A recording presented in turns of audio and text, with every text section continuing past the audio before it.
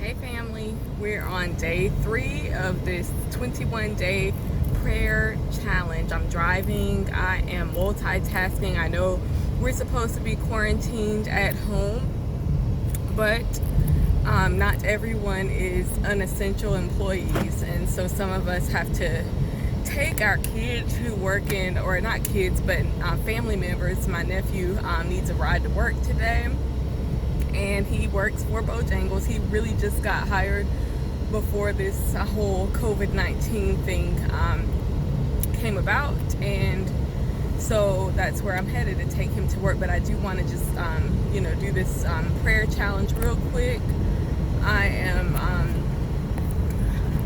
I'm out here in the country with my mom, just because I wanted her to have someone in the house with her during this time, and beyond that, just to be away from mainstream society as this thing takes place. Being in a rural area, I felt like I was probably just a little bit more safe. So anyway, I am out here in the country. Whew. So with that being said, it's really hot because I'm in the South, and yeah, so I'm still getting used to that piece. But anyways, I just wanted to hop on. Yesterday I was not feeling well, like, oh my goodness. With the 21-day prayer challenge, one of the reasons why it was so important to me to want to do something like that is because, if you don't know, when you are in the middle, look, my hair is like a hot mess.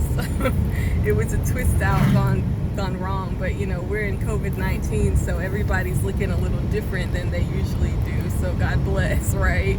But anyway, when you're in the middle of not being able to leave your house for what's been like 2 months, we only can go to the grocery store, we can go to really, that's pretty much it, basically, to get supplies and come back home, and that's pretty much the extent of it. No church, we can't even go to the park.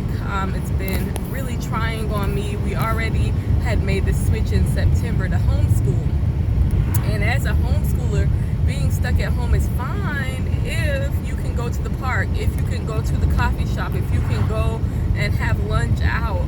But to have those things snatched away from you and to be strictly restricted to your home for an extended period of time makes this really difficult for each of us, you know what I mean? And so that's been really hard for me. That's been hard for my daughter to adjust to.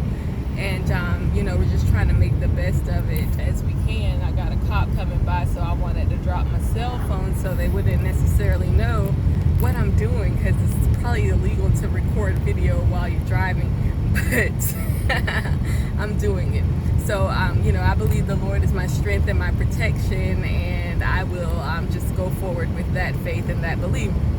But I'm telling you, yesterday I was down in the dumps. I felt really bad physically, and I felt really bad just emotionally, mentally or what have you.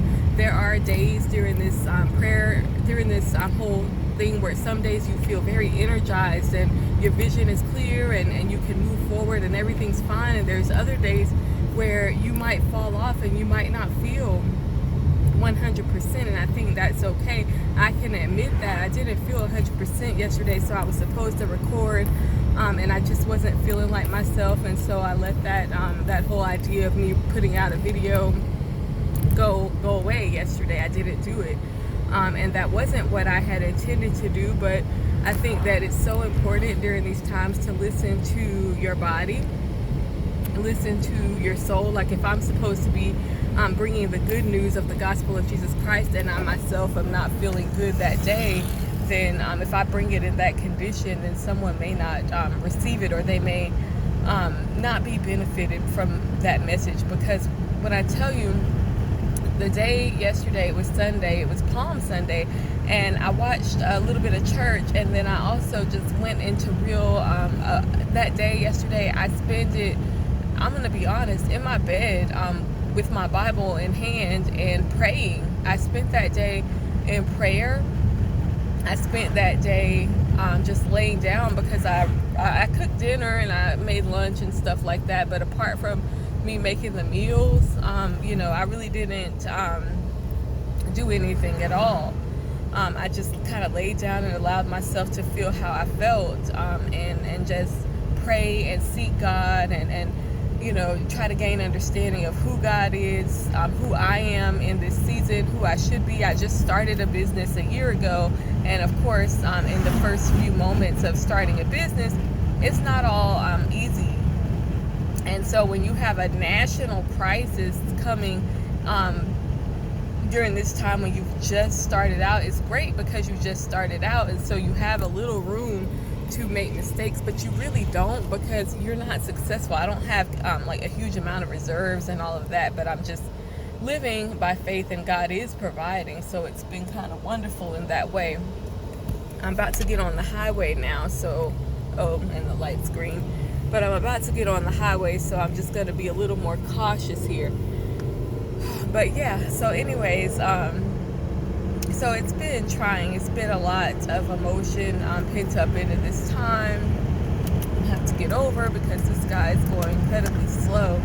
But anyway, yeah, it's just been a lot to think about, a lot to process, and God has been good though, and I thank Him for that. I thank God for being my provider, and that the fact that yesterday when I just sat back and I laid down and I just prayed, God, I still am energized about the things that you told me to do, but I need to make sure that you're still backing them, because God, I don't want to be moving in directions that you tell me not to go in. I want to only go in directions that are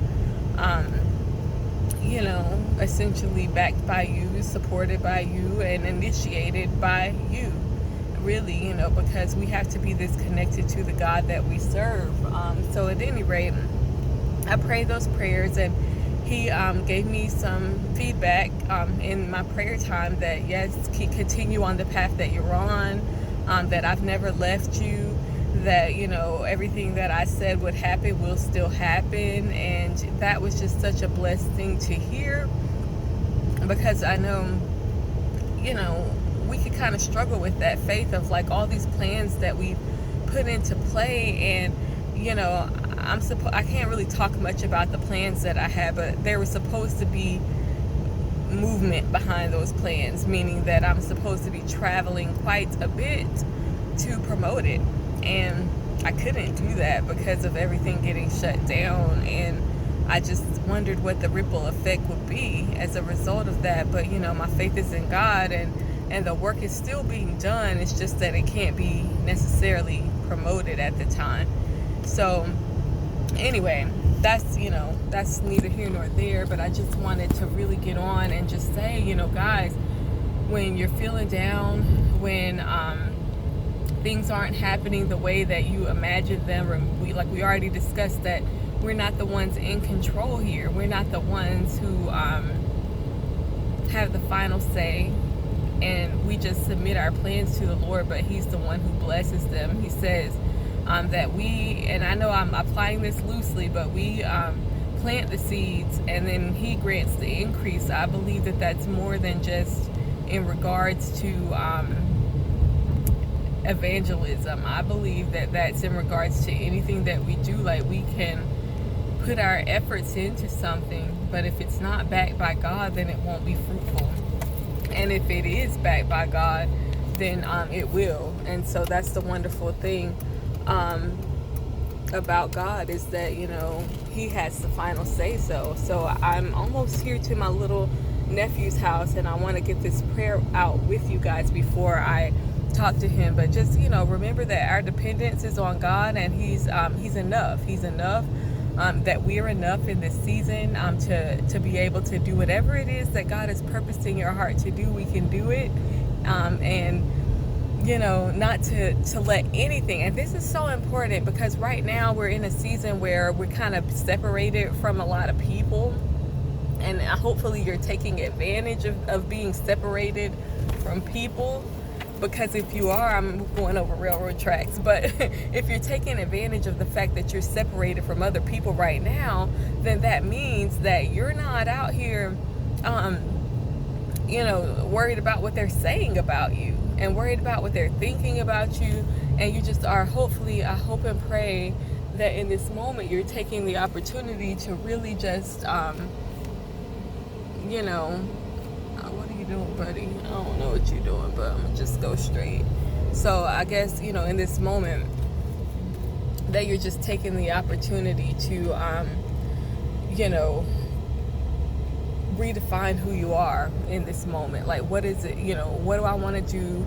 Who do I want to be? Because, the old things may not be there anymore. The jobs, the friends, whatever. Maybe the friends that you had don't need to be your friends anymore.